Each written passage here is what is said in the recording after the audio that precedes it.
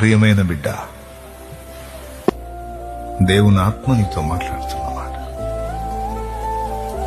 అవసరాన్ని బట్టి అనుమతించాను అవన్నీ, తప్పకుండా తీసేస్తానంటాడు ఆయన, అంటున్నాడు ఆయన.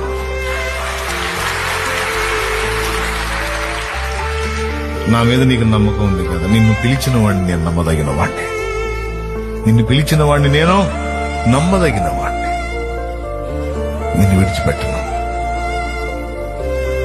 ఈ ముళ్ళు ఉన్నాయి, నా కృప నీకు చాలా అంటాడు.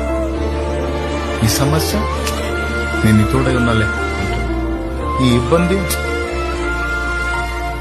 నీ పక్కనే ఉన్నాలే నేను. ఏం పక్కన ఉన్నావో, ఏం తోడున్నావో, ఏం కృపనయ్యా అట్లా వల్లగా నేనేం మోపనే. ఒకవేళ వల్ల కాలేదనుకో, అవసరాన్ని బట్టి నేనే అడ్డుపడతా.